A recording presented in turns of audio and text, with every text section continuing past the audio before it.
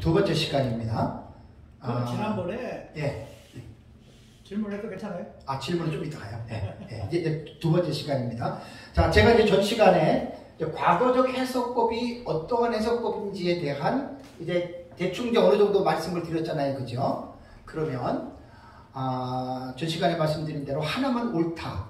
그러니까 내가 보고 있는 관점이 옳다. 그거는 잘못된 게 아니에요. 그러니까 막 이것저것 막 취합해가지고 자기의 정체성이 없으면 그건 또 혼란스러운 거예요. 그러니까 자기가 어떤 것을 보든지 자기가 가지고 있는 정체성은 가지고 있는 건 저는 그걸 좋다고 보거든요. 그러니까 문제가 뭐냐면 내 것만 옳고 나와 다른 너는 틀리다 이거는 안 된다 그 말이에요 지금 제가. 그래서 우리가 하나에 대해서 연구를 안 하면 그냥 무조건 저건 틀렸어 무조건 이렇게 이야기를 하는데 그렇게 비판하면 안 돼요. 그래서 이제 그 과거적이든 역사적이든 어떠한 해석법이든지 간에 다 옳은 게 아니라 단점들이 있거든요. 단점들이 있는데 문제는 뭐냐면 그 단점을 가지고 있는 단점들을 어떤 사람이 분명한 기준과 어떤 근거 없이 무조건 상대방을 비판하기 위한 이 비판은 이거는 절대로 하면 안 돼요. 그걸 제가 지금 이번에 지금 설명을 하려고 하는 겁니다. 그러니까 단점은 있고 분명하게 우리가 그 사상에 대해서 비판을 해야 되는데 이 비판이 마구잡이식의 비판은 안 됩니다. 제가 이제 요번에 독법을 강의할 때 마구잡이라고 하는 용어를 내가 사용을 해요.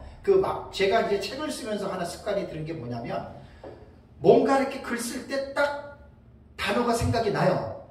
그럼 반드시 내가 사전을 들어가 봅니다. 참 놀랍게도 내가 생각하지 못한 단어들이 엄청나게 떠오르거든요. 그 문맥에는 맞는데 내가 그 뜻을 정확하게 모르는 경우들이 되게 많아요. 그래서 마구잡이를 찾아보면 이런 뜻입니다. 이것저것 또는 앞뒤를 따지지 않고 마구 하는 것이 마구잡이인데 마구라고 하는 뜻이 뭐냐면 아무렇게 함부로 하는 거예요. 그러니까 우리가 요한계시록을 배울 때 아무렇게 함부로 배웠어. 이것저것 따지지 않고 이 사건이 과거냐 역사냐 이런 거 따지지도 않고 뭐 부처님 같은 건 따지지도 않고 흰말이 적그리스도다. 흰말이 그리스도다. 흰말이 두 증인이다. 그럼 아멘하고 믿었단 말이에요. 어떻게 보면 참 좋은 것 같지만 학문적인 깊이로 들어갈 때는 좋은 거 아니에요. 그게 마구잡이식으로 배웠다. 제가 이렇게 표현을 하는 겁니다. 비판도 마찬가지입니다. 이러한 마구잡이식의 비판, 함부로 아무렇게나 막 하지 말고 비판하는 사람은 비판하는 입장에서 분명한 어떤 근거를 제시하고 비판해야 된다 그 말입니다. 제가 이거 깨달은 지 얼마 안 돼요. 우리는 무조건 남 비판할 때 막 때려 달려 들어가지고 비판 되게 좋아해요. 막 돌 던지고 막 잘못됐다 그러고 거기에 어떻게 보면 쾌감을 느껴요. 이건 병적인 증상이에요. 그 정신의학적으로도 그건 병적인 증상이기 때문에 그러한 비판은 여러분 다들 고쳐야 됩니다. 그래서 무조건 상대방의 사상을 비판하고 비판을 위한 비판은 지향해야 됩니다. 이 지향이라고 하는 말은 지향과 달라요. 지향은 그쪽을 향해서 가는 거지만 지향이라고 하는 것은 어떠한 좋은 단계로 가기 위해서 하지 말아야 될 것을 안 하는 것을 가리켜서 그걸 지향이라고 얘기를 해요. 지향. 지향하느냐, 지향하느냐는 입장이 달라요. 그래서 비판할 때는 이러한 잘못된 입장과 잘못된 사상들을 지향해야 됩니다. 지향이 아니라. 그래서 이제 예를 들어서 이제 과거주의에 대해서 여러분들에게 제가 말씀을 드렸는데 과거주의 해석법에 대해서 우리가 비판을 할 때에는 무조건 비판하면 안 돼요. 제가 역사주의와 미래주의와 그 다음에 이상주의와 종합주의의 사건 해석법이 있다고 그랬죠. 그죠? 그러면 과거적인 해석법을 비판할 때는 마구잡이로 비판하는 것이 아니라 역사주의 입장에서 비판을 하는 것과 미래주의 입장에서 비판을 하는 것과 이상주의 입장에서 비판을 하는 것과 종합주의 입장에서 비판하는 것이 같을까요? 다를까요? 다릅니다. 똑같아요. 역사주의도 과거주의 해석에서 비판하는 것과 미래주의 해석에서 비판하는 것과 이상주의 해석에서 비판하는 것과 종합주의에서 비판하는 것이 달라요. 이런 것들은 신사들만 하는 겁니다. 신사들만. 이해가 되시죠? 그러니까 학자들은, 진정한 학자들은 이렇게 한다는 말이에요. 그런데 학자적인 소양이 없는 사람들은 이런 기준이 없이 무조건 비판하는 거야. 에? 무슨 말인지 이해가 되죠? 옛날에 뭐 그 전천년하고 무천년하고 싸울 때 천년기 때문에 싸우잖아요. 천년왕국이 예수님 재림 위에 있다. 아니면 천년왕국이 재림 위에 없다. 이거 가지고 싸우는데 마구잡이식의 비판은 이런 말을 해요. 내가 성경을 연구를 깊이 했는데 구약이나 신약이나 성경에는 천년왕국이 하나도 안 나온다. 이런 경우는 참 무식한 사람이 하는 말이에요.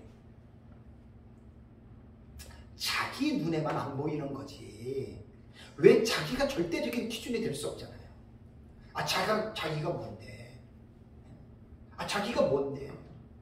그래서 저는 어느 한 사람을 타겟으로 삼는 게 아니라 2000년 기독교 역사 전체를 통해서 제가 지금 연구를 하다 보니까 이러한 결론에 지금 제가 도달을 한 거예요. 그래서 나부터 무장해제하고 역사적 천천년이 내가 볼 때는 가장 옳지만은 그 내가 보는 입장이고 무천년의 입장도 있잖아요. 그런 사람 무시하면 안 되잖아요. 다 똑같이 예수님의 피값으로 구원받고 하나님의 종으로 부름받은 사역자들끼리 종말론의 사상 하나 다르다고 해가지고 상대방을 그렇게 무시하고 비판하고 정죄하면 되겠습니까, 여러분? 절대로 하나님 그런 사람 기뻐하지 않아요. 자세를 기뻐하지 않는다는 말이에요. 그래서 비판을 할 때에는 분명한 근거를 가지고 비판을 하자 그 말입니다. 다 책에 나오는 내용들이에요. 제가 이제 자료만 더 업데이트를 해서 그렇다면 역사주의 입장에서 과거적 해석을 비판할 수 있겠죠. 그죠? 그러면 뭘 우리가 알아야 돼요? 역사주의가 뭔지를 알아야 비판할 수 있는 거예요. 무슨 말인지 아시겠죠? 미래주의가 뭔지를 알아야 과거적 해석법을 미래주의 입장에서 비판할 수 있는 거예요. 근데 우리는 이러한 지식들이 결여가 되면 마구잡이 비판만 해. 무조건 남 돌 던지자고 같이 돌 던져. 참 비열한 사람입니다. 정말 눈에 피눈물이 나도록 회개해야 될 사람입니다. 그런 사람들은. 누가요? 내가 그럴 수 있어요. 그 신학적, 종말론 신학적 사상의 입장이 조금 다르다고 해서 그것 가지고 함부로 난도질하고. 그러니까 남의 문제가 아니라 내 문제예요. 그래서 제가 상당히 조심을 많이 하잖아요, 제가. 당연히 조심을 해야죠. 왜냐하면 하나님이 그건 기뻐하지 않기 때문에. 그러면 역사주의 입장에서 과거적 해석법을 비판할 때는 그렇습니다. 과거적 해석법은 요한계시록에 기록된 사건이 좁게는 70년, 넓게는 476년에 성취된 걸로 보잖아요. 역사주의 해석은 똑같이 역사 세계에서 일어난 사건으로 보는 것은 동일한데 길이가 다르다 그랬죠. 그죠? 역사주의는 어디까지 봐요? 예수님의 재림 때까지로서 이 역사주의자들은 이루어지는 사건으로 역사주의자들은 해석을 합니다. 그러니까 길이에 있어서만 차이가 있는 거예요. 그러나 이 계시록에 기록된 사건들이 역사 세계 속에서 시간과 공간 속에서 일어나는 사건으로 해석하는 관점은 똑같아요. 그죠? 길이만 달라요. AD 70년까지 일어났던 예를 들어서 61가지의 사건을 AD 70년까지로 본다면 되게 좁아요. 476년이면은 훨씬 더 넓어요. 재림 때까지라면은 훨씬 더 넓겠죠. 그러면 어떤 입장을 취하느냐에 따라서 똑같은 일곱인, 일곱 나팔, 일곱 대접도 같은 관점이라 하더라도 결코 같을 수 없어요. 그러니까 다름을 인정해야 돼요. 다름을. 제가 정말로 깜짝 놀란 게 전천년은 다 같은 줄 알았어요. 무천년은 또 다 같은 줄 알았어요. 처음에는 그랬어요. 연구 안 할 때에는. 근데 전천년과 무천년주의 학자들 주석이 제일 많잖아요. 보다 보니까 이게 이상하게 같은 편인데 달라. 어떤 경우는 달라도 너무 달라요. 제가 그래서 깜짝 놀란 거 아니에요. 깜짝 놀랐잖아요. 박수환 박사님 역사도 전천년주의자잖아요. 한때, 두때, 반때, 1260일, 전삼년반을 신약수 전체로 봐요. 여러분, 우리 같은 미래주의, 같은 전천년, 박수환 박사님 제가 상당히 학자로서 존중합니다. 그분 주석 제가 인용을 좀 했거든요. 그게 역사적 전천년이에요. 그리고 어떤 역사적 전천년주의자들은 한일의 7년에서 대부분 인정 안 합니다. 세대주의라고. 한두 사람이 아니에요. 그런데도 그 사람들은 역사적 전천년주의자들이라고 이야기를 하거든요. 그러니까 무천년이라고 다 같은 줄 아세요? 아니에요. 그래서 제가 연구를 하면서 제가 발견하고 깨달은 거예요. 같은 부류라고 해서 세론으로 들어가면, 세부적인 상황으로 들어가면 결코 같을 수가 없구나. 이거 인정하셔야 돼요. 그럼 마음이 넓어져요. 왜 우리를 이렇게 보는데 너는 왜 여기서 우리랑 다르냐? 그럴 필요가 전혀 없어요. 다를 수밖에 없죠. 한 엄마 뱃속에서 나온 쌍둥이도 다른데. 여러분, 그 이해하셔야 됩니다. 제가 지금 말씀드리는 거는 객관적인 이 사상을 가지고 말씀을 드리는 거예요. 내 주관적인 내 경험을 말씀드리는 게 아니라 제가 이제 공부를 하면서 그렇게 제가 느낀 겁니다. 그러니까 역사주의 입장에서 볼 때는 과거적 해석법을 왜 너네는 신약성경 전체로 봐야 될 해석을 왜 70년 496년까지 보냐? 비판이 되겠죠? 그러면 이 비판은 정당한 비판입니다. 정당한 비판입니다. 그러니까 우리가 비판을 할 때는 이러한 정당한 비판을 하자 이거예요. 비판의 근거를 설정하고 우리가 비판을 하자는 게 제 지론입니다. 여러분. 마구잡이식의 비판은 상대방의 인격을 짓밟고 상대방의 인격을 무시하는 이거 다 죄입니다. 절대로 그러면 안 됩니다. 다를 뿐이지 맞고 틀린 개념은 아니에요. 문제가 있는 사람들이 다른 문제를 맞느냐 틀리냐라고 하는 관점을 가지고 들어오잖아요. 그래서 다른 것도 틀리다 그러고 또 틀리면 가만히 있나요? 마음 놓고 짓밟잖아요. 이게 하나님의 사역자들 중에 이런 일이 있어서 되겠습니까? 나는 안 된다고 보는 거예요. 다음에 미래주의 입장에서 봅시다. 미래주의는 복잡해요. 이거는 하루 종일 강의를 해도 못할 정도로 많아요. 아마 다음 달로 넘어갈 수도 있어요. 미래주의는 원래 미래주의에 대한 정의를 내려야 돼요. 거의 미래주의의 정의는 예수님 재림 직전에 임박해서 일어나는 사실로 해석하는 게 이게 원래 미래주의의 정체성이에요. 그런데 이 미래주의가 너무나 복잡해가지고 역사주의와 같이 맥을 이루는 전천년주의자들이 상당히 있어요. 이거 되게 혼란스럽습니다. 아셔야 돼요, 이거. 제가 말하는 미래주의는 복잡한 그런 게 아니라 일반적인 통념상으로 학자들이 미래주의를 정의를 내릴 때 예수님 재림 직전에 이루어질 종말의 사건으로 보는 게 이게 미래주의거든요. 이 미래주의 입장에서 볼 때 어떻게 이거를 하겠어요? 우리의 기준은 이건 신약시대 다가 아니고 예수님 재림 직전에 우리는 한 이래로 보지만 이거 조금 더 넓힐 수도 있는 거예요. 그죠? 그거는 기준이 없으니까. 그러면 이런 식으로 되는데 예수님 재림시가 되는데 너네는 이게 뭐냐? 자, 비판의 근거가 되어야 한대요. 건전한 비판이에요. 이런 비판을 하자는 거예요. 제가 볼 때는 비판을 하더라도. 내가 보는 입장이 이런데 이러한 입장에서 과거적 해석법은 틀리다 이렇게 말하면 안 돼요. 뭐라고 얘기를 해야 된다고요? 내 입장에서 당신들이 말하는 것들을 받아들일 수 없다. 동의할 수 없다. 이렇게 말하면 돼요. 제가 이 표현법을 누구한테 배운 줄 아세요? 책 보고 배웠어요. 그레고리 빌, 로버트 마운스, 그랜트 오스번, 세계적인 주력학자들. 딱 너무 기분이 좋더라고요. 야, 이 사람들 참 신사다. 참 훌륭한 사람이다. 그럼 제가 본받아야죠. 그래서 제가 본받은 거예요. 이전에 그런 걸 몰랐을 때는 막 우리랑 다르면 막 틀린 거고 막 이상한 거고 막 이렇게 했는데 그러지 말자는 거예요, 여러분. 이건 비슷한 마찬가지입니다. 누구든지 간에. 네? 이단을 제외하고는 절대 이 개혁교회 안에서는 이 종말론 사상이 다르다고 해서 각을 세우거나 비난하거나 이거는 절대 이건 마귀가 좋아하는 일이지 하나님이 좋아하는 일은 아니다. 그럼 미래주의 입장에서는 우리는 예수님 재림 직전에 이런 종말적 사건으로 보는데 AD 70년, 476년에 이것이 일어났다라고 말을 한다면 우리가 이해할 수 있겠느냐.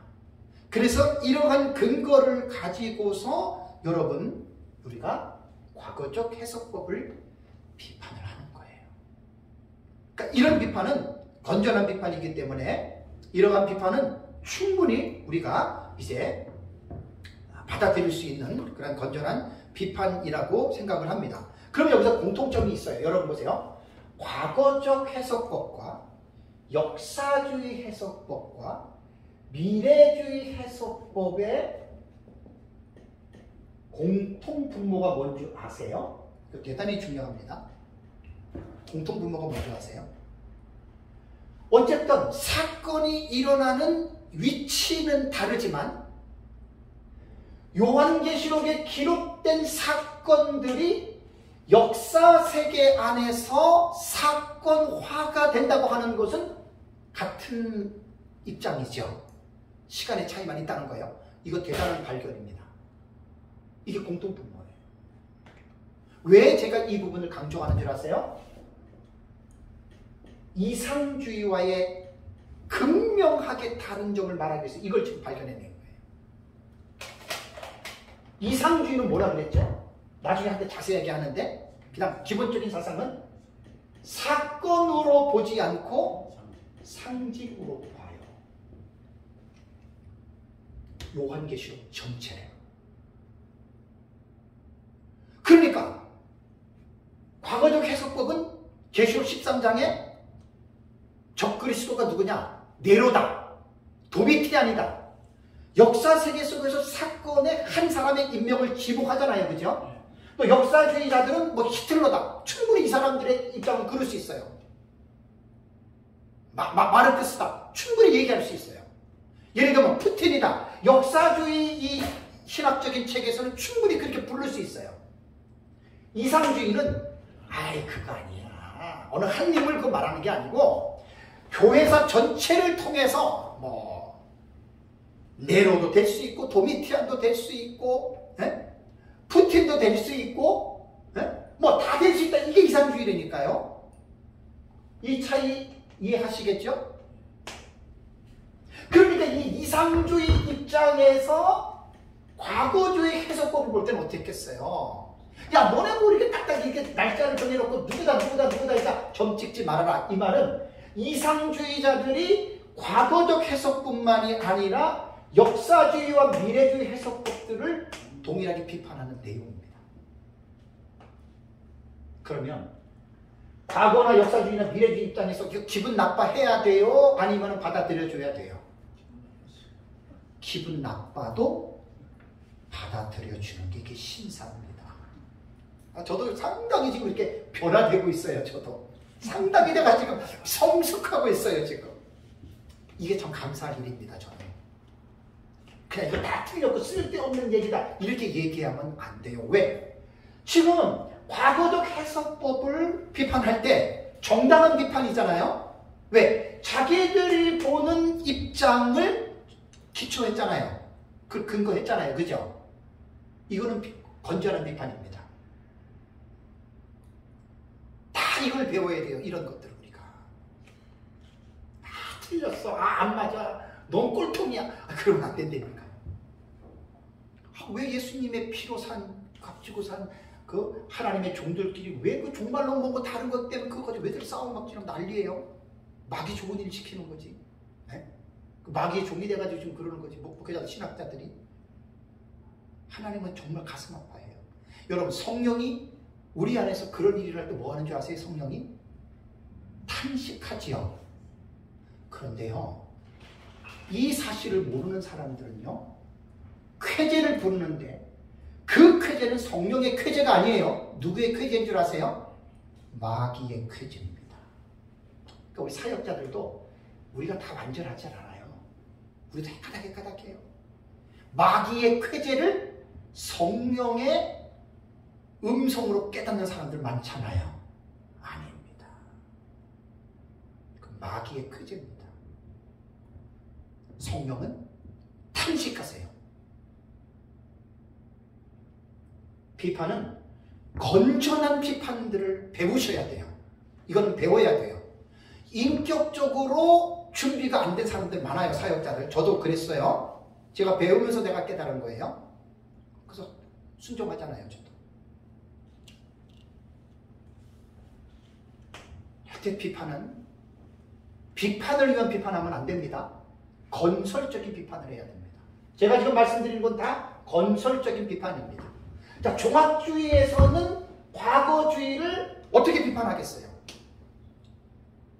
이런 거예요. 야야야, 요한계시록이 너네가 말하는 것처럼 과거에 일어난 거 그거 아니야. 요한계시록은 예수님 재림 때까지 쭉 이렇게도 일어나기도 하고, 미래주의자들이 말하는 것처럼 미래에 일어날 중요한 사건도 말하고, 이상주의자들이 말하는 것처럼 뭐 사건 그게 아니라 그게 다 상징으로 보는 거야. 이렇게 얘기를 하는 게 종합주의예요. 과거, 역사, 미래는 이상주의자들은 종합주의 말을 들으면 기분이 어떻겠어요? 좋지는 않겠죠. 그래도 상하면 안 돼요. 그걸 잘 새겨서 그냥 삼켜야 돼요. 왜 그런 줄 아세요? 종합주의 입장에서 건전한 비판을 했잖아요. 그죠? 합당한 비판을 했잖아요. 학문의 세계에서는 건설을 위한 비판이 필요합니다. 또 그런 비판을 해야 됩니다. 그래야지 학문의 세계가 발전이 되는 거예요. 그냥 쉬어 말하지 마. 그거는 독재자지요. 내 것만 오라. 독재자지요.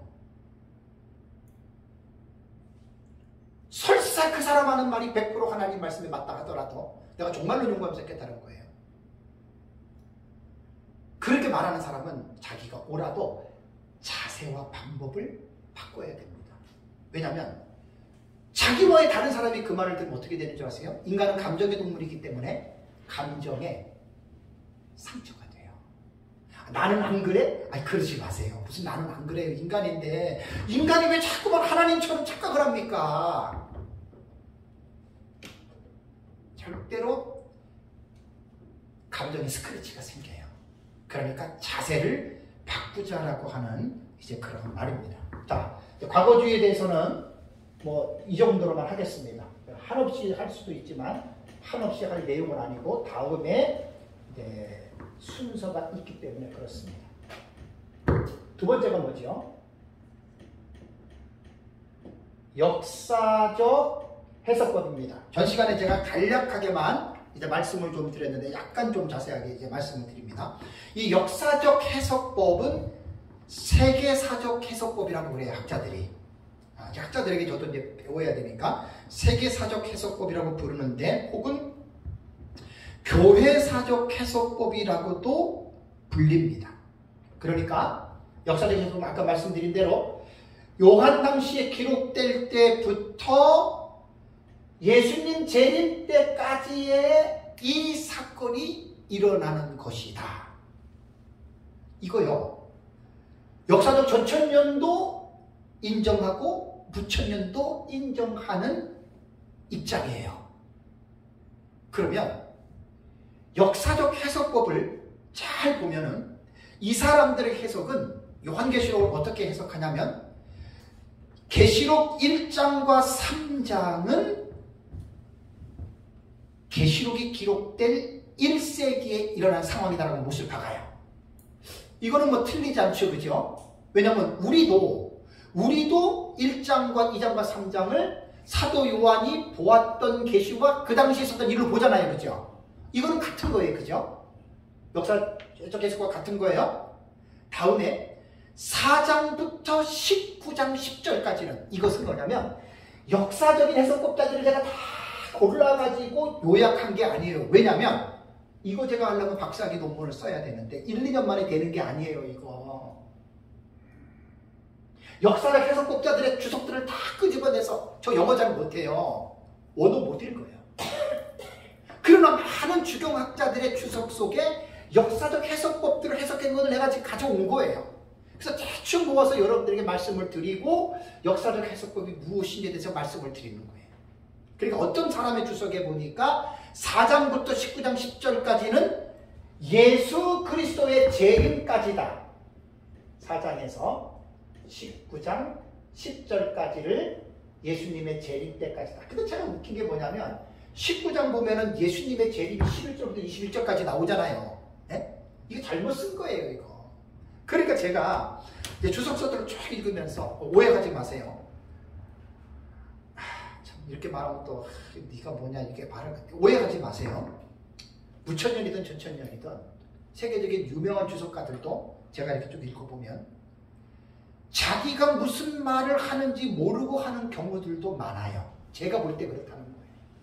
이 말은 내 입장에서 보는 게 아니라 그 사람 입장에서 보더라도 쉽게 말하면 안 맞는 거예요. 그러니까 함부로 말하면은 사람들이 교만하게 뭐 네가 뭔데 그럴까봐 내가 못하는 거예요. 왜냐하면 계속 저는 주석을 보고 연구를 하잖아요.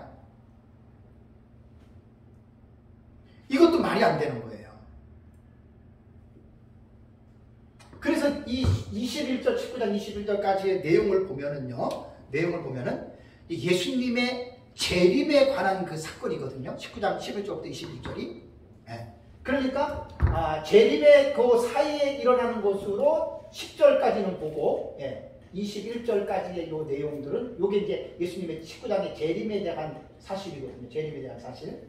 자, 뭐, 이런 것들이 쭉 성경을 이렇게 이제 보다가 보면은, 이 사람들이 이제 해석하는 것들을 보면은 뭐라고 이야기를 하냐면 결국은 1세기 때부터 예수님의 재림 때까지 일어나는 상황을 1장부터 19장까지의 전체적인 내용을 열차의 어떤 이 사람들의 표현입니다. 시간표처럼 이렇게 정리들을 해나갑니다. 그런데 역사적 해석법자들은요, 거의 사건이 90% 이상은 다 이루어졌다고 해석해요. 거의 다 이루어진 걸로 봐요. 그러니까 과거적 해석법자들은 넓게는 476년에 다 이루어졌는데 이 사람들은 재림 때까지 보지만 거의 모든 사실들이 다 요한계시록의 사건은 이루어진 것으로 지금 봐요. 그럼 그렇다고 해서 역사적 해석법들이 다 그렇느냐? 이것도 들어가면 골치 아파요. 뭐 이런 것까지 제가 연구할 시간도 없고 그냥 대충 이제 그 주석가들의 주석을 보면서 제가 이제 정리를 해본 거예요. 그래서 이 역사적 해석법의 시초를 어떤 주석가들은 뭐라고 얘기하냐면 13세기의 플로리스의 요아킴으로부터 보더라고요. 플로리스의 요아킴. 이 요아킴은요. 천년왕국이 그리스도의 재림 이후에 이루어진다라고 하는 전천년설 입장을 따랐던 사람입니다. 이 사람이 김철선 그 교수님 책에 보면은 이제 이러한 내용이 나오는데 1200년대 사람이거든요. 그런데 이 사람이 수도사였는데 이 사람이 왜 이런 말을 하냐면 자기가 계시를 받았다는 거예요. 계시. 그러니까 뭐 수도사 그러면 중세시대에 신비적인 사상들을 많이 가지고 있었잖아요. 그래서 이제 수도원에서 기도하다가 금식하다가 환상을 보고 계시를 보고 뭐 이렇게 이제 얘기한 사람 중에 한 사람이에요. 이 요아킴이. 그러니까 이제 자기가 하나님으로부터 모든 시대의 하나님의 계획에 대한 계시를 받았다. 그래서 사실은 이 역사주의 해석의 시초를 요아킴으로 학자들은 보더라고요. 그래서 계시록에 1260일 나오지요. 1260일도 하루를 1년으로 해석해야 된다라고 이제 요아킴이 기록을 했습니다. 근데 제가 참 흥미로운 게 뭐냐면, 자, 계시록에 나오는 2장과 3장이 7교회 있잖아요. 자, 이게 지금 13세기예요. 1200년도예요. 요아킴은 거기서 뭐라고 해석하냐면, 에베소서는 초대교회고, 서머나는 환란을 받는 시대고, 버가모는 중세 시작이고, 두아드라는 중세 절정이고, 근데 13세기에 이런 말을 했다는 게 조금 이해가 안 돼요. 4대는 이제 종교개혁이고, 이때는 종교개혁이 일어나지 않았잖아요. 그죠? 그러니까 지금 세대주의자들이 이렇게 보는 거예요. 7교회를 시대별로 보는 거예요. 그러면 세대주의자들이 7교회를 시대적으로 보는 단초가 누구에게서 나왔겠느냐?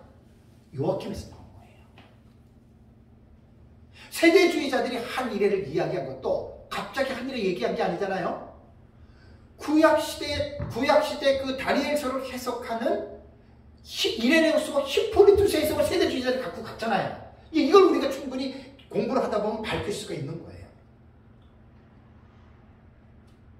그래서 참 이거를 제가 보면서 세대주의자들이 이런 것을 가져다가 존 넬슨 다비가 그 7교회를 그렇게 이제 해석을 했다라고 하는 말입니다.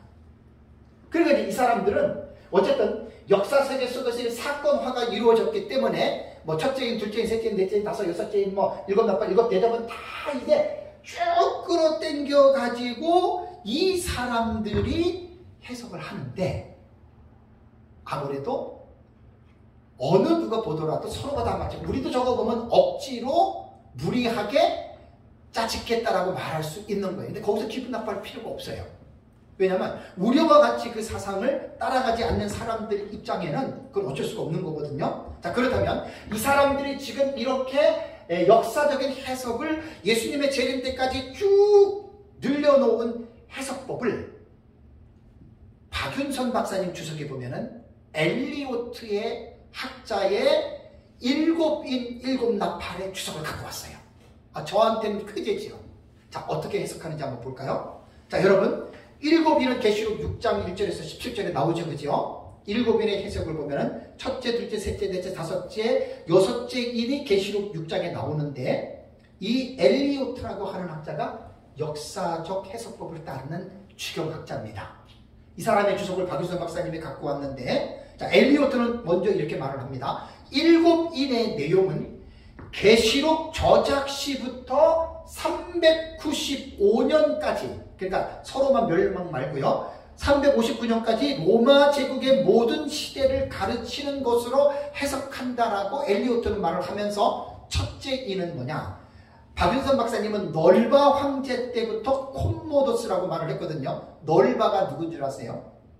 로마 황제 중에 네르바예요. 네르바. 그러니까 이게 라틴어 영어를 읽을 때 네르바를 널바라고도 읽을 수도 있고, 원래 그렇거든요. 그러니까 이 엘리오트는 첫째 인은 네르바 황제 때부터 코모도스 황제 시대의 쇠퇴기로 이야기를 해석을 합니다. 첫째 인의 해석을. 이해가 되세요? 우리는 첫째 인을 두증인의 출현으로 보잖아요. 그죠? 세대주의자들은 적그리스도의 출현으로 보잖아요. 그 입장이 완전 달라요. 그죠? 근데 이거는 틀리다 이렇게 말을 하면 안 돼요. 이 사람이 엘리오트 학자가 보는 그거고, 둘째 인은 붉은 말이잖아요. 코모도스 황제의 종말기부터 디오클레사간 황제 때까지. 그래 395년 그 사이에 황제들이 있는, 뭐 이 시기에는 로마 황제들의 10명의 황제들의 기독교 박희식이 나오잖아요. 그렇게 딱 끼워 맞추는 거예요. 그래서 제가 뭐라고 했어요? 열차 시간표처럼. 네, 요렇게. 우리가 이거 무시하면 안 됩니다. 우리의 해석도 이러한 요소가 있잖아요. 그죠? 연대기적으로 사건을 하다 보니까. 다음에 셋째인 검은 말은 카라칼라니까, 이 카라칼라는 칼리큘라입니다. 칼리큘라. 아주 그 정신병이 들린 아주 유명한 아주 그 남봉꾼이죠. 칼리큘라. 로마 그 황제 공부를 하시면 좋아요. 칼리굴라 황제의 혹독한 과세 시대, 아주 세금을 과하게 매겼던 시대로 보고, 넷째인이 청왕성 말이잖아요. 이것은 전쟁, 오염, 맹수 등이 로마의 성한 시대로 248년에서 268년의 기간 동안에 넷째인에 띄어졌다. 이렇게 해석한다. 그 말이에요. 다음에 다섯째 인은 천상재단 아래서 순교자들이 하나님 앞에 탄원하잖아요. 그걸 뭐라고 얘기를 하냐면 디오클레시안 황제가 기독교를 박해하는 시대가 바로 다섯째 인의 시대다. 이렇게 말을 하고, 여섯째 인은 우리는 지구 멸망으로 보는 이 계시를 콘스탄틴 시대의 기독교는 해방되고 이교는 압박을 당하는 것을 가리킨다. 이렇게 해석을 합니다. 다음에 일곱 번째 인은 8장에서 시작되는 일곱 나팔 재앙을 포괄하는 바 395년에서 1453년. 그러니까 뭐죠? 동로마 제국까지 1453년. 이해가 되세요? 그러니까 우리가 볼 때는 참 웃음이 나와요. 그죠? 야, 말도 안 된다. 근데 우리가 뭘 조심해야 된다고요? 보세요. 우리가 이게 참 웃기네. 일곱 나팔이 언제까지? 1450. 그럼 이미 엘리오트의 해석에 의하면 일곱 인은 벌써 394년까지 이루어졌고, 일곱 나팔 그거는 언제요? 서로가 1453년에 이미 다 과거에 성취가 된 사건으로 본다. 그 말이에요. 그래서 역사주의는 90%가 다 이미 성취가 된 거야. 근데 우리가 허하고 웃으면 우리가 주장하는 저 내용을 이 사람들 앞에서 이야기할 때 이 사람들 어떻게 하겠어요? 허하고 웃는 거예요. 그러니까 피차가 마찬가지예요. 그래서 남들에게 변화를 요구하지 말고 누구의 변화를 먼저 하자고요? 우리부터 변화를 하자는 얘기예요. 이렇게 보는, 왜 이 사람 주경학자예요. 엘리오트 유명한 학자예요. 무식한 사람 아니에요. 성경 원전으로 다 읽는 학자란 말이에요. 그러니까 우리가 나랑 다르다고 해서 비웃음이나 그렇게 하지 말자는 게 제 지론입니다. 지금 저는 정말 이러고 싶어요. 한국교회가 종말론 문제에 대해서 싸우지 말고 좀 폭넓게 목사님들이 전체적인 것들을 좀 배워서 무엇이 하나님의 뜻인지를 좀 고민하고 성도들에게 종말론을, 요한계시록을 가르쳐서, 요한계시록의 주제는 똑같잖아요. 예수님의 재림이잖아요. 그 재림을 준비시켜야 되지 않겠어요? 나중에 제가 이제 좀 결론을 내리는 걸 보면 거의 다가 80~90%가 우리의 해석에 표를 던질 수밖에 없게 제가 결론을 내립니다. 이것은 절대로 억지가 아닙니다. 절대로 억지가 아닙니다. 마지막 부분에 내가 이제 몇 달에 지나서 강의를 할 때 요한계시록을 읽고 과거, 역사, 미래, 이상 종합적으로 가르치게 되면 성도들이 어떤 반응이 나타날까? 그거 잘 보셔야 돼요. 내가 다 객관적으로 정리를 했어요. 그 다음에 역사적 해석법을 주장하는 엘리오트의 일곱 나팔 한번 소개해 드릴게요. 궁금하신 분들은 박유선 박사님 주석에 다 나옵니다. 일곱인 거기에 보면은. 자, 첫째 천사, 둘째 천사, 여섯째 천사, 일곱째 천사가 나오는데, 자, 엘리오트의 말은 이렇습니다. 첫째 나팔은 고트족의 로마 침략으로 본다. 고트족 있었잖아요. 그죠? 소로마가 멸망할 때, 독일, 위쪽에서, 게르만 민족이 딱 내려오잖아요. 그죠? 이것이 언제냐면은 429년에서 477년에 역사적으로 이루어진 사건이죠? 그 첫째 나팔로 딱 하는 거예요. 여러분, 첫째 나팔이 뭡니까? 피 섞인 우박과 물이 땅에 떨어져서 3분의 1이 지금 회하잖아요. 그죠? 그거를 고트족이 로마를 침략한 400년에서 410년에 첫째 나팔의 재앙이다. 이렇게 해석한다. 그 말이에요. 역사적 해석은. 다음에 둘째 나팔은요, 고트족과 반달족과 훈스족 등이 429년에서 477년에 로마를 침략했다. 그럼 이미 서로마가 476년에 멸망하잖아요. 그죠? 이걸 둘째 나팔로 해석을 하는 거예요. 이거를. 다음에 셋째 나팔은 아틀라의 로마 침략을 450년에서 453년으로 해석을 하고 다음에 넷째 나팔은 오도아켈로 말미암아 로마 제국이 몰락하게 된 470년에서 479년 이렇게 이제 해석을 합니다. 다음에 다섯째 나팔은 참 재밌어요. 모하메트 있죠, 그죠? 모하메트가 AD 612년에 활동하기를 시작했는데 다섯째 나팔은 모하메트의 군대가 150년 동안 로마를 침략한 사실을 예언한 것이 다섯째 나팔이다. 다섯째 나팔 우리가 아는 황충화잖아요, 그죠? 황충의 화의 본문을 그렇게 해석을 한다 그 말이에요, 과거주의자들은. 여러분, 여기에서 우리가 생각하는 이해의 폭을 넓혀야 돼요. 왜? 내 것만 알고 내 것만 옳다라고 계속해서 주장하고 나가면 그 사람은 우물 안에 있는 개구리와 똑같습니다. 우물 안에 있는 개구리가 넓은 세상을 볼 수 있습니까? 없습니까? 우물 안에서 보는 하늘은 제한됐잖아요. 동그랗고 이것밖에 안 보이잖아요. 그쵸? 근데 우물을 튀어나오면 우주는 분명히 끝이 있음에도 불구하고 과학자들도 지금 우주의 끝을 못 밝혀냈죠. 학문의 세계는 그렇습니다. 넓게 보셔야 됩니다. 내 것만 옳다라고 하는 이러한 주장은 반드시 버려야 됩니다. 이게 지금 역사 신학을 통해서 학자들이 초대교회부터 이렇게 봐왔던 이 사실들을 제가 여러분들에게 객관적으로 지금 전해드리는 거예요. 내가 미래주의 한다 그래서 미래주의만 옳다 이렇게 말하는 게 아니라 미래주의 비판도 다 제가 이제 들어갑니다. 그 다음에 이제 여섯째 나팔은 터키가 동로마 제국을 침략해서 1453년에 멸망케 한 사실을 예언한다라고 박유선 박사님 주석에 이 사실을 예언을 했습니다. 자, 그러면 과거적 해석법에 대해서 비판을 해야 됩니다. 아까 말씀드린 대로 마구잡이식의 비판은 금해야 됩니다. 거의 이제 제가 어떠한 비판이 들어가는지에 대해서 여러분 감이 잡히시죠? 항상 그렇게 비판을 해야 돼요. 자, 과거주의 입장에서 역사주의를 비판할 때 어떻게 비판하겠습니까? 야, 그거 470년, 70년 다 끝난 거야. 근데 왜 너네는 어떻게?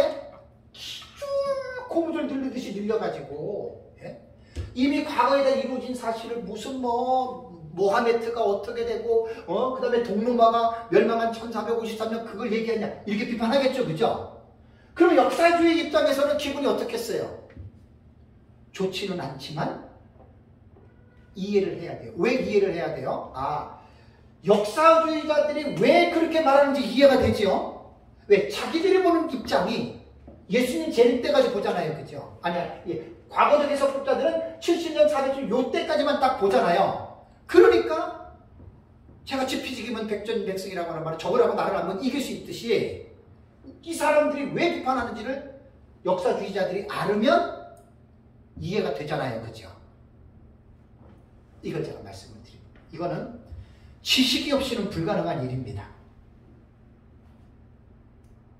정말로는 많이들 배우셔야 돼요. 지식이 없으면 수용을 할 수 있는 폭도 좁아져요. 고지식하게 되고 자기 것만 옳다고 그렇게 되고 그 다음은 그 사람이 계속 사나워져요. 사나워지는 건 나쁜 일입니다. 결코 좋지 않습니다. 계속 동굴로 들어가요, 그 사람은. 전천년이든 무천년이든 세대주의자든. 그래서 어떻게 보면 20, 30년 전부터 서구 사회가 요한계시록을 특정한 하나의 사상만을 주장하지 않고 종합적인 사상으로 간다고 하는 것은 제가 볼 때는 꽉 막히고 서로 격돌하고 싸움을 하던 시절보다는 저는 훨씬 낫다고 봅니다. 오히려 그게 나중에 절충주의 할 때 제가 비판을 정당하게 제가 그때는 할게요.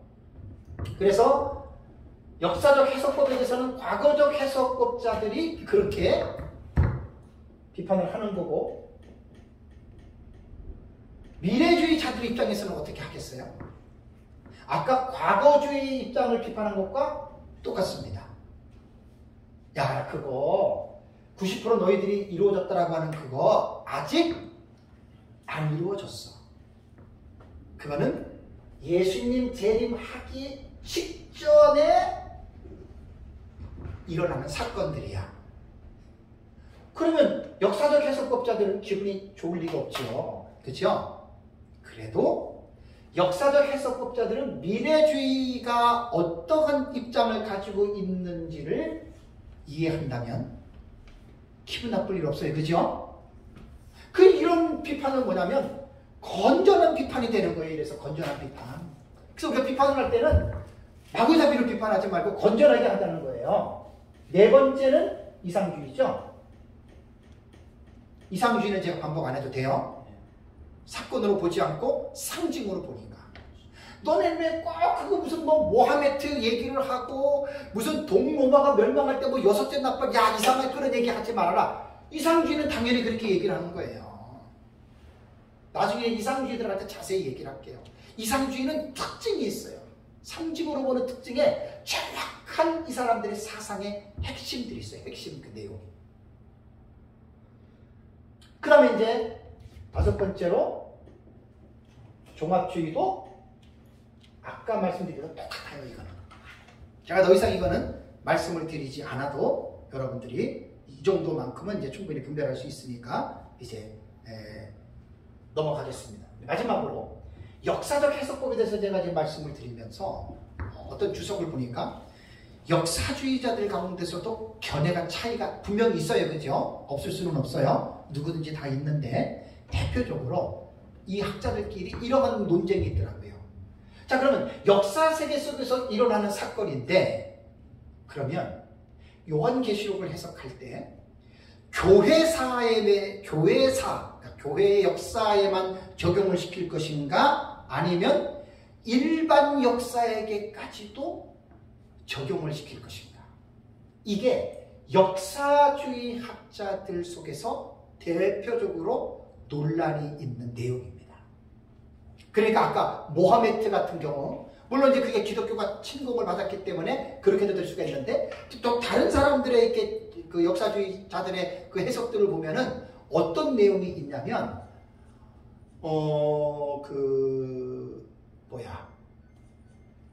교황들도 막 무조건 집어넣고요. 교황들도 집어넣고 또 그 다음에 프랑스 혁명할 때 그런 사람들도 막 집어넣더라고요. 그러니까 그것은 일반 역사를 대입시킨 거죠. 그죠? 그러니까 이제 역사주의자들 안에서도 자기네들끼리 이제 논쟁을 하는 거예요. 일반 역사는 넣지 말자. 교회 역사만 넣자. 그러니까 이제 세부적으로 들어가면은 같은 역사주의자들 입장에서도 논쟁의 요지가 있다라고 하는 사실입니다. 그래서 이 역사주의 학자들은 요아킴이나 니콜라스나 안셀름이나 마틴 루터, 그 다음에 종교개혁 전의 개혁자들이었던 위클리프, 그 다음에 주석가 벤겔, 엘리엇, 볼링거, 그 다음에 헨스텐버그 같은 학자들이 있습니다. 여러분, 이 사람들 무시할 수 있어요, 없어요? 무시할 수 없죠. 과거주의자 제가 아까 누가 따르는지 말씀을 안 드렸는데 제가 말씀을 드릴게요. 여러분 절대로 우습게 보면 안 됩니다. 과거주의 해석을 따르는 학자들은 헨테니우스, 알카자르, 그로티우스, 부세트, 그 다음에 베스타인, 그 다음에 스튜어트, 에발트, 드베테, 백위드, 칼라스 등이 있어요. 백위드 같은 경우는 이 종말론에서 상당히 좀 유명한 주경학자입니다. 그러니까 좀 이런 부분에서 우리가 분명하게 어떤 이런 부분에 대해서 우리가 날을 세워가지고 각을 세워가지고 우리가 무시해서는 안 된다라고 하는 사실을 여러분들이 꼭 기억을 해야 돼요. 그래서 각 학파들에 대한 이 비판은 충분히 있을 수는 있어요. 그렇지만 이 비판을 할 때에는 조심해야 될 게 마구잡이 비판은 서로 하면 안 됩니다. 비판을 하면서 쾌감을 느끼는 사람들이 있을 수 있어요. 그건 아닙니다. 가만히 보면 비판에서 쾌감을 느끼는 것 자체는 물론 이단을 정죄하고 비판할 때는 그건 성령의 능력으로 보는 거예요. 우리가 성령의 하나님 기뻐하심으로 보지만 어떤 그 인간적인 어떤 잘못된 그 쾌감이 이렇게 나올 때는 그거는 사탄이 사주하는 경우도 많다라고 하는 거 꼭 여러분 잊어버려서는 안 됩니다.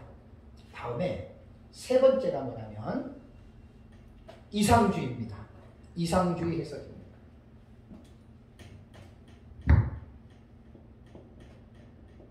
사건을 해석할 때 이상주의로 해석을 하는 거예요. 이것은 영적인 해석이라고도 합니다. 영적 해석 혹은 상징적 해석법이라고 얘기를 해요. 무천년이 기반이 되는 해석법입니다. 문장도 상징이고 사건도 상징이고 이걸 무천년에서 거의 이렇게 봅니다. 그럼 우리랑 다르다고 뭐라고 할 필요는 전혀 없어. 절대 없어. 그렇게 말하면 안 됩니다. 자, 이게 그렇다면 여러분 이제 중요한 게 도대체 이 이상주의 영적 해석은 언제부터 시작됐을까? 학문이라는 건 그런 거예요. 언제부터 이런 해석이 나왔을 것 같아요? 여러분들이 잘 아는 대로 초대교회 시대에 풍유적인 해석이라고 해요. 풍유적인 해석이 뭐냐면 알레고리 해석입니다. 이것을 우의적 해석이라고도 하고요. 용어가 우의적 해석이라고 하고 우화적 해석이라고도 여러분 부릅니다. 이게 그러면 이 해석은 언제부터 시작이 됐냐면 이 해석은 그 초대교부 시대에 클레멘트 아시죠? 클레멘트 그 다음에 클레멘트의 제자 오리겐입니다. 유명한 오리겐. 이 사람들에 의해서 요한계시록이 이제 성경을 해석하는 하나의 이제 방법이었습니다. 그러니까 성경을 보면은 요한계시록을 보면은 문자적으로 해석해야 될 텍스트가 있고 상징으로 해석해야 될 텍스트가 있어요. 해로 옷 입은 여자를 문자적으로 해석할 수 있습니까? 없습니까? 그건 아닙니다. 상징의 법으로 기록됐으니까 요한계시록은 묵시적인 방법으로 기록이 되어졌기 때문에 상징의 기법을 많이 사용한 것은 사실이에요. 그러니까 상징의 해석은 당연히 상징으로 해석을 해야 되고 문자적인 해석은 문자적으로 해석해야 된다고 하는 것이 우리 역사적 전천년의 기반이라고 여러분들에게 제가 말씀을 드렸는데 이 해석법은 거의 요한계시록에 기록된 상징의 해석법뿐만 아니라 문자적으로 기록된 텍스트까지도 전부 다 이상주의 상징으로 해석한다라고 하는 말입니다. 그러니까 이제 이 이상주의 해석법은 문자적 해석 절대적으로 반대합니다. 둘 아니다. 1260일 아니다. 다 이게 문자 다 1차적으로 부정합니다. 그리고 사건도 언제 일어나는 그 특정한 하나의 사건으로 보지 않습니다.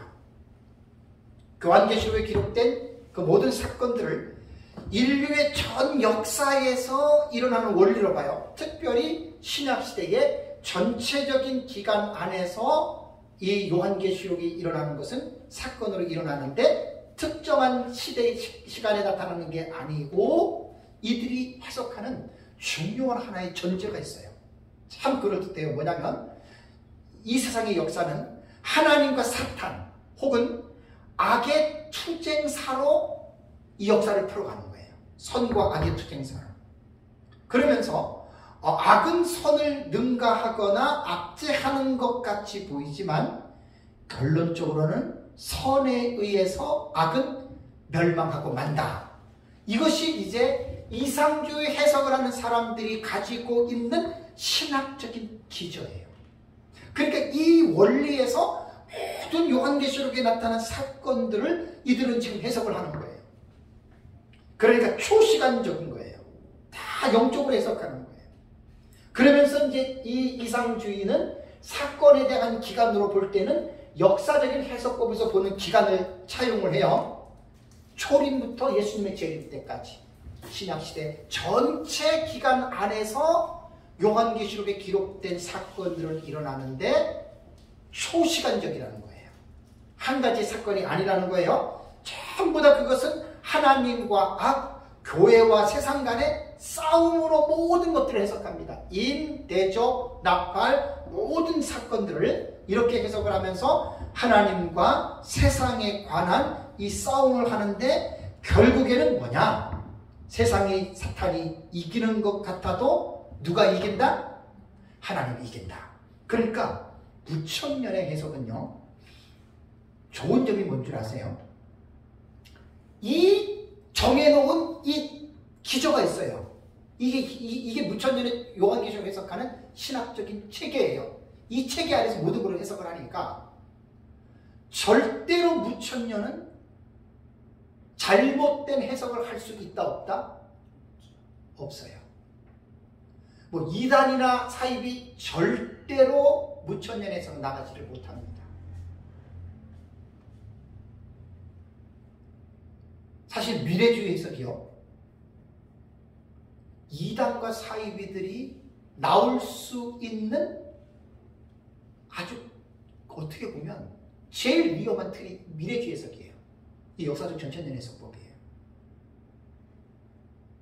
그래서 제가 이제 미래주의를 할 때에는 우리 교회에서 7시간 설교했어요. 7시간. 여러분 깊이 연구하셔야 됩니다. 미래주의. 지금 역사적 전천년 안에서 얼마나 혼란스러운지 몰라요. 너도 나도 다 역사적 전천년이라고 해요. 이거 분명하게 가르쳐야 됩니다. 이거. 역사적 전천년이 그렇게 지탄을 받는 사상이 아니거든요. 그 이단과 사이들도 역사적 전천년 얘기를 하고 있어요, 지금. 진짜 이게 좀 기가 막힌 일입니다. 누구라고는 제가 이름을 밝히지 않지만 어떤 여자 목사인데 완전 세대주의거든요. 근데 학문적인 것은 미국에서 공부해가지고 엄청난 이 학문이 있는 사람이에요. 너무너무 신비주의자거든요. 근데 그 사람이 역사적 전천년 종말론으로 나왔어요. 난 깜짝 놀랐어요. 아니에요. 세대주의 종말론에서 극도의 신비적인 사상을 가진 사람이에요. 이제 이름을 쓰면 안 되지. 참 조심들 해야 됩니다. 그러니까 도대체 뭐 역사적 전천년이 뭐냐? 그냥 개도 소도 다 역사적 전천년이래. 너무 심각해요, 지금. 그냥 심각하면 내가 이런 말을 안 해요. 너무나 심각해서 역사적 전천년이라고 말하는 사람들은 정신 차려야 됩니다. 뭐가 역사적 전천년이냐? 정체성을 들어가야 돼, 정체성. 너무너무 진짜 이거 생각하면 제가 안타깝습니다. 그래서 이 이상주의의 개석들은 짐승에 대해서 한번 제가 주제를 가지고 말씀을 드릴게요. 그러니까 짐승이라고 하는 인물이 계시록 13장에 나오죠, 그죠? 바다에서 올라온 짐승, 땅에서 올라온 짐승, 데리온입니다. 이 데리온이라고 하는 이 말은 구약성경 다니엘서 7장에도 짐승, 하야, 히브리어 보면 살아있는 존재거든요. 그래서 이제 구약성경이든 신약성경이든 하야나 데리온이라고 하는 이 단어는 동물로서의 짐승이 맞습니다. 그런데 다니엘서와 요한계시록에서 사용한 짐승은 동물로서의 짐승이 아니에요. 짐승을 의인화시켜서 다니엘서와 요한계시록에는 짐승의 용어를 사용을 했거든요. 그러면 짐승에 대해서 과거주의자들, 과거적 해석법을 시도하는 자들은 짐승을 누구로 보냐면 로마 황제, 로마 제국 하에서 기독교를 박해한 황제로 해석을 하고, 미래주의자들은 인류 종말에 나타나는 적 그리스도. 그래서 바울도 데살로니가 후서의 멸망의 아들, 그 다음에 누구예요? 멸망의 아들과 또 뭐라 그랬어요? 불법의 사람. 그 미래에 나타날 그 사람으로 보고요. 역사주의자들도 이제 그 종교개혁을 박해했던 교황들로 보고 하나의 또 아이러니한 건 뭔지 아세요?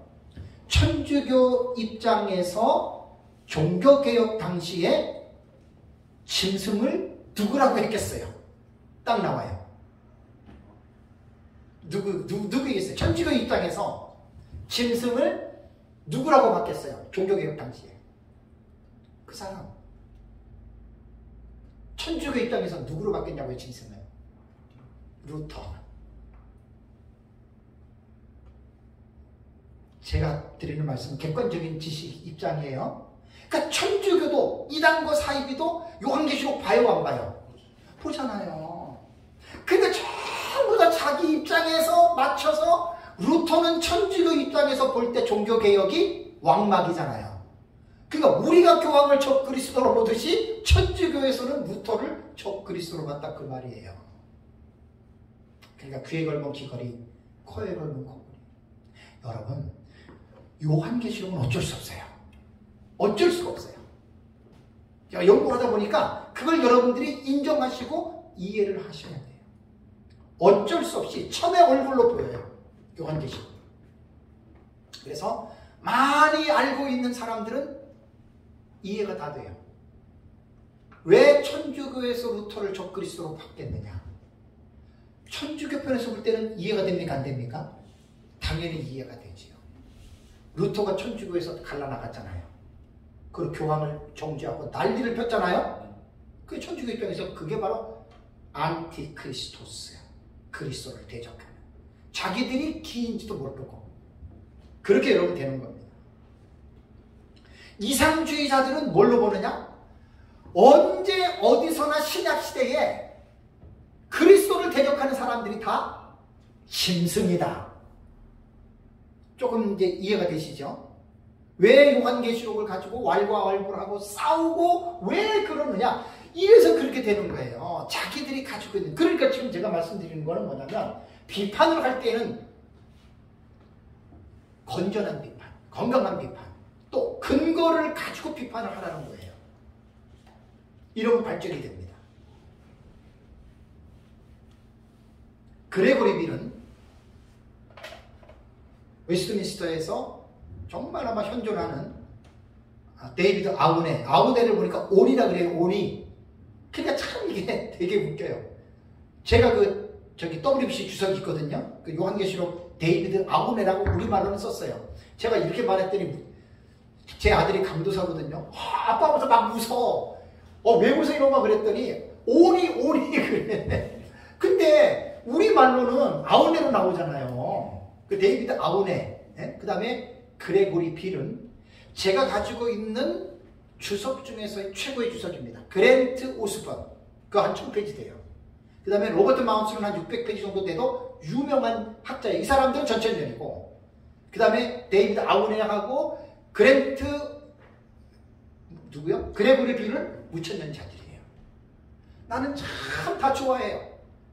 우리랑 안 맞는 분들이지. 아우네하고 그레고리 빌 같은 경우는. 그렇지만 저는 존중합니다. 학자들이기 때문에. 제가 배울 게 많아요. 그레고리 빌은 이렇게 말을 합니다. 역사주의 해석법에서 적그리스도의 해석에 있어서 전형적인 오해는 뭐냐? 적그리스도는 정체성에서 여러 번 바뀌었다. 이 말은 역사주의만 말하는 게 아니에요. 미래주의인 우리도 말하는 거예요. 왜? 이상주의자들은 신약시대 초기 때부터 계속해서 적그리스도인이 나타났는데 왜 당신들은 과거에 이 사람이고 과거에 나타날 것이고 왜 그렇게 말을 하느냐 이 말이에요. 자, 그럼 우리가 그레고리 빌과 싸워볼까요? 아니죠. 우리 이해가 되잖아요. 그레고리 빌은 이상주의 해석법을 갖고 있는 학자예요. 그러니까 이 이상주의의 사상의 지배를 받는 거예요. 그러니까 사건을 다 그렇게 보는 거예요. 요거 하나만 알아도 우리가 무천년하고 싸울 필요가 없어요. 이해가 되는 거예요. 그렇다고 얕잡아 보거나 무시하지 마세요. 우리가 무천년을 얕잡아 보면 무천년도 우리를 얕잡아 봅니다. 지금 한국 교회 안에 부천년이 대세예요? 전천년이 대세예요? 부천년이 한 3분의 2가량을 거의 장악했다고 보시면 돼요. 박윤선 박사님 때에는 총신에서 역사적 전천년이 정설이었지만 그 이후에는요. 지금 보수신학교 하면 총신합심 고신이잖아요. 젊은 교수들 중에 전천년 따르는 교수들 거의 없어요. 게임이 지금 안 돼요. 근데 우리가 역사적 전천년 한다고 무천년 무시할 수 있어요? 없어요? 좀 누울 자리를 보고 자리를 까세요.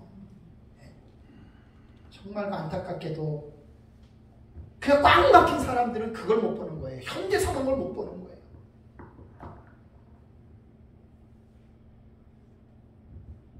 정말 여러분 좀 겸손해야 됩니다. 피차에. 지금 거의 무천년이 때 한국교회 지금 대세로 오르고 있어요. 그러니까 무천년이든 전천년이든 피차에 겸손해야 된다. 그 말입니다. 그래서 이 이상주의자들은요. 그레고리 빌입니다. 히틀러, 사담 후세인인, 그 다음에 교황, 대교황, 그 다음에 대중 정치가들 속에서 첫 그리스도들이 얼마나 나타났느냐. 지금 이 말이 이상주의자들의 말이에요. 그리고 그들은 미래적 관점으로 볼 때에는 앞으로도 이러한 첫 그리스도들은 어떻게 해요? 무수히 나타날 것이다. 그러니까 이상주의자들은 자기들의 이 사상만 딱 가지고 있어. 내 것만 오라. 그러면 나머지하고 대화가 되겠어요? 안 되겠어요? 안 되지요. 그러니까 이상주의자들 하나만 아는 이 사람들은 자기와 다르다고 해서 과거주의, 역사주의, 미래주의를 어떻게 보겠어요? 적으로 본단 말이에요. 그러니까 지금 제가 말씀을 드리는 거는 어느 한 가지의 부분에 있는 사람만 제가 말씀을 드리는 게 아니라 모두에게 동일하게 제가 지금 말씀을 드리는 겁니다.